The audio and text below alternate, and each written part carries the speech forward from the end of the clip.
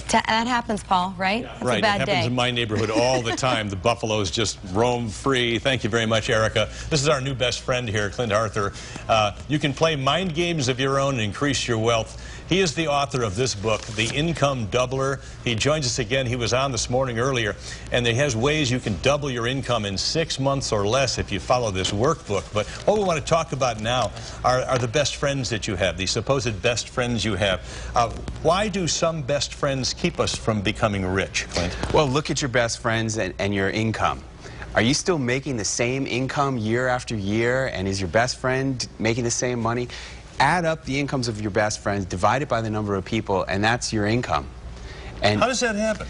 It happens because you acclimate yourself to what your group makes. So if you're not making as much money as you want to make, and it's been the same way for year after year after year, then you need to bring new friends in. I'm not saying cut out your old friends, but I am saying if you want to increase your income, you very well may need to bring in a new group of people in your life who can support you, encourage you, hold you accountable, and motivate you to move forward towards your goals. Now, the book says there are 3 signs that your friends are not helping you become rich. What are those signs you look for? Yeah, well, if you're making the same money that you've been making for a long time, that's one of them. If you are stuck in the same job, then that's one of them. If you're drinking alcohol or taking drugs every time you're hanging out with your best friends, that's probably not helping you to get ahead financially. They would suggest that maybe you could do a project with your friends. Maybe you could follow this book and buy 4 copies, let's say, for you and your 3 friends, and everybody follow this at the same time, because this is what you say. You follow this workbook for 180 days, and it's going to give you mantras. Tell me about the mantras. If you do these mantras every day for 180 days, I guarantee that you're going to double your income, or I'll give you your money back. And basically what you're going to say is, I deserve to be earning whatever amount that you think is measurable, specific, realistic, time-based, and achievable for you. Usually doubling your income is a good number. And you do that for 180 days the way I describe in this book, and it's going to work for you. How are people programmed to be poor, or at least not make as much as they should make?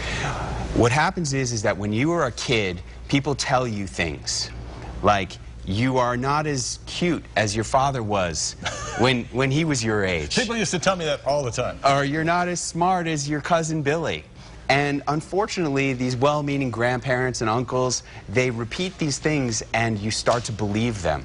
Your subconscious mind doesn't know anything other than what you tell it, and it just believes what it hears over and over and over. So what we do with the Income Doubler program is we reprogram your subconscious mind by putting messages in there to create new beliefs and new senses of what you deserve in your life. So you have to examine everything. It's not just your friends, but it's the whole way you're living. What do you look for? Is there a warning sign you look for and say, okay, I'm doing this in my life. This is the one thing that's really wrong. Is there some one thing you can change to get started? Yeah, well, starting by creating one new powerful belief that you deserve to be earning twice as much money, man, that's a great place to start. Because that sense of deserving more will create opportunities for you. It'll create openings in your life where before there were just blockades.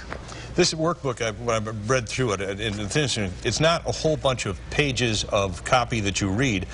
There are lists that you make, and there are things you write down every day. On day 58, you follow this. You follow the Wharton Golden Nugget on day 59. If somebody can keep at this workbook for that long, for 6 months, isn't that part of the issue, is that people just don't stick to anything for 6 months?